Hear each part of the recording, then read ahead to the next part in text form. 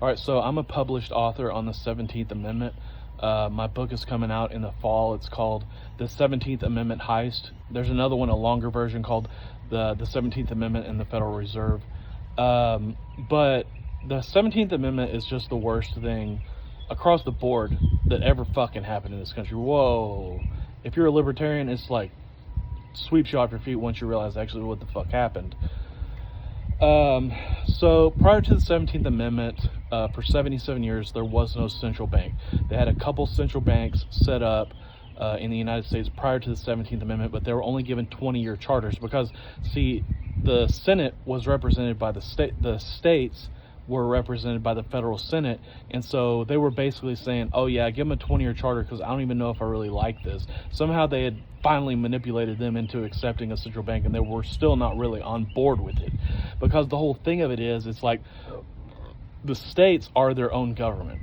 You see what I'm saying? And so whenever the federal government is doing something out of line, you know what I mean? It's like, well, okay, why are you doing that? I'll fucking get out of line on my own. I don't need you out there getting out of line.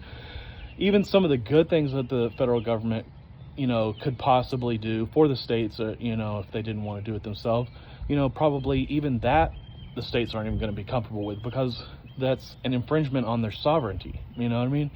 And so what I'm saying is that the states, so for 77 years prior to the 17th Amendment, there was no central bank, and the states had finally just put their fucking foot down, and a whole bunch of them had sent out, orders that said, if you ever vote for that shit, you're going to be gone immediately. Like, they put it in writing where it was like a standing order. You would just automatically be gone. You know what I mean? And so it had been a full 77 years prior to the 17th Amendment, that there had been a central bank in this country. And so they did the 17th Amendment just to get the Federal Reserve. I mean, that's one of the main things that my book is about. It's just an expose, blow by blow. This is exactly what they did. These are the organizations that they established that had direct ties to them. One of them only had two things, you know what I mean? And one of it was, number one was end the, to obtain the direct election of senators. And then the second thing was to establish a central bank. You know what I mean?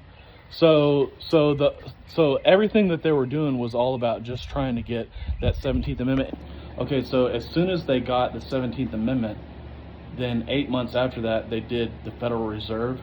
Okay, and it was only 2 months prior to the 17th Amendment that they did the income tax. And the reason that they did that is because they already knew that they weren't going to have to be beholden to the states any longer, and that the 17th Amendment was for sure to pass because there was a huge marketing blitz behind it, and all the state senators and state congress people were going to be voted out if they didn't just fucking go along with it, because they were that serious about getting it done.